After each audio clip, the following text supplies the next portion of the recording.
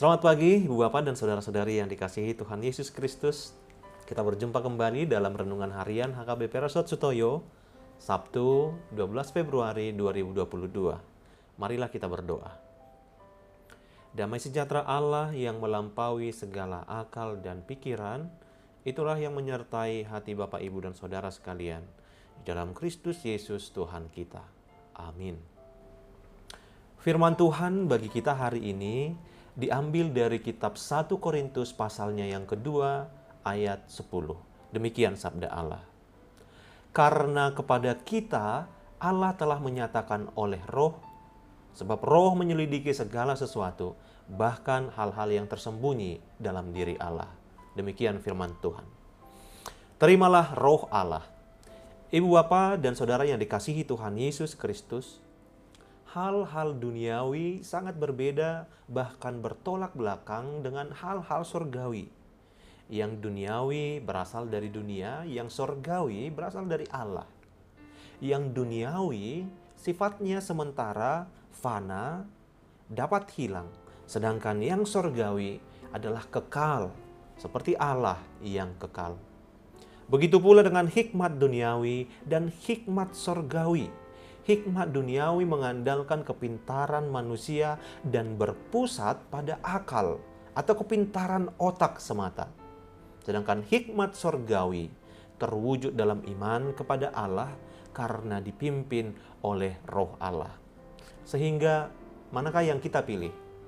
Yang duniawi atau yang surgawi? Saudara di dalam Kristus, Korintus adalah salah satu kota di mana Paulus pernah cukup lama tinggal, yaitu sekitar 1,5 tahun lamanya. Ini sebabnya jemaat di Korintus menjadi salah satu jemaat yang dikasihi Paulus. Dalam suratnya ke Korintus, Paulus menegur cara hidup jemaat yang mulai menyombongkan kehebatan dan kepintaran masing-masing. Jemaat Kristen di Korintus tidak boleh hidup mengandalkan hikmat dunia dan mengabaikan Kristus. Jemaat harus menjadi teladan sebagai pribadi-pribadi yang memiliki hikmat Tuhan. Apa yang tersembunyi bagi dunia dan para penguasa justru dinyatakan Allah bagi orang yang dikasihinya. Sebab umatnya telah menerima Roh Allah. Hidup mereka dipimpin oleh Roh Allah.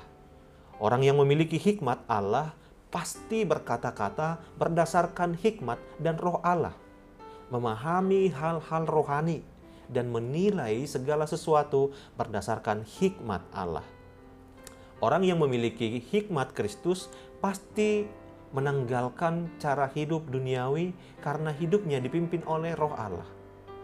Paulus mengakui bahwa duniawi memandang salib dan cara hidup Kristus sebagai sebuah kebodohan. Tetapi orang-orang yang menyadari kasih dan penebusan Tuhan pasti tahu bahwa apa yang dipandang kebodohan bagi dunia justru dipilih Allah untuk menyatakan kemuliaannya. Saudara di dalam Kristus, dalam kehidupan sehari-hari kita sering sekali kesulitan untuk melihat rencana Allah.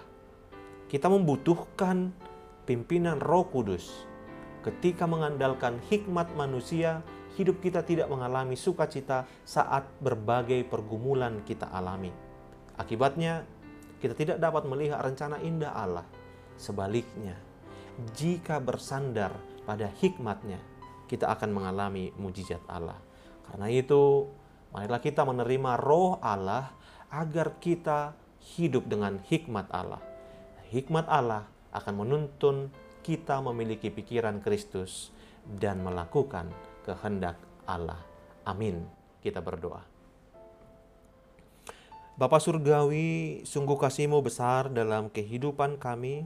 Terima kasih untuk hari baru. Terima kasih juga atas tuntunan firman-Mu bahwa melalui Roh-Mu lah kami dapat mengetahui hikmat Kristus. Amin.